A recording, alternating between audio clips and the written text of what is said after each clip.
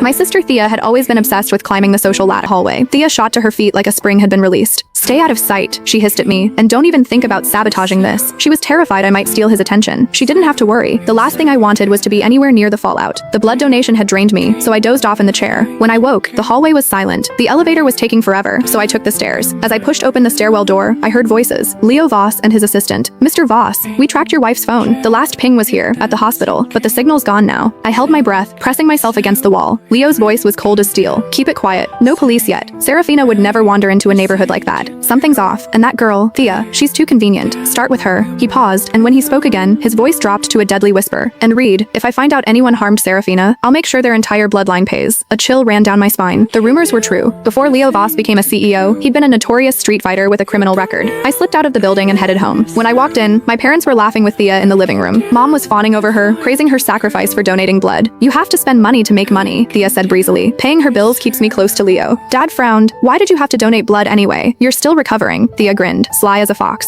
"How else was I supposed to finish the job? I did my homework. Serafina Voss is dangerously allergic to mangoes. I ate 3 before I donated. She doesn't stand a chance." They launched into another fantasy about their future wealth. I stepped out of the shadows. "How could you?" I said, my voice trembling with manufactured shock. I grabbed Thea's arm. "We can still go to the police. It's not too late." She shoved me off like I was dirt. "Are you insane? My plan was flawless. No cameras, no witnesses, car already crushed. Keep your mouth shut and we're golden." I narrowed my eyes. "Do you really think rich people are that stupid? No cameras doesn't mean no witnesses. And now you're all over the news. You're a walking suspect." Thea faltered for a moment, then puffed up. "They won't suspect me. You're just bitter because you're jealous. I'm trying to save your life," I said. "If you don't come clean, I'll call the police myself." Before I could finish, Dad grabbed my hair and yanked me backward. He kicked my legs out from under me and slapped me across the face, his rings cutting my skin. "Your sister is trying to make this family rich, and you want to rat her out? I should have drowned you at birth." "Hit her again," Mom shouted. "She only learns through pain." Thea watched, arms crossed, a cruel smile on her face. "Harder, Dad. Make sure she can't ruin this for us." I curled up, absorbing the blows. It was just like before. In my past life, after Thea poisoned me, I'd begged them for help. They'd locked me in my room and let me die alone. A knock on the door stopped the beating. The neighbor, asking about the noise. Dad's voice shifted instantly. "Just our clumsy daughter. She took a fall." He closed the door and delivered one last kick. "Learned your lesson?" This time I played the part perfectly. "I'm sorry, Dad. I won't say anything. I promise." After I begged all 3 of them for forgiveness, Mom waved me off. "Stop sniffling. Get in the kitchen and make dinner. We're hungry." I did as I was told. A few minutes later, Thea's phone buzzed. She screamed, "She's dead. Serafina Voss is dead. I need to get to the hospital. I have to be there for Leo." She flew out the door, my parents scrambling after her. The moment they were gone, I packed my things and left. On my way out, I ran into the neighbor again. He took one look at my bruised face and shook his head. "They did it again, didn't they?" He glanced at my suitcase. "Good. Get out. They'll kill you if you stay." I thanked him and flagged down a cab. The radio was running a breaking news segment. Leo Voss was offering a $1 million reward for information about his wife's hit and run. The cab driver whistled. "Whoever did this has a death wish. A man like Voss, he'll find them eventually." I nodded silently. Over the next few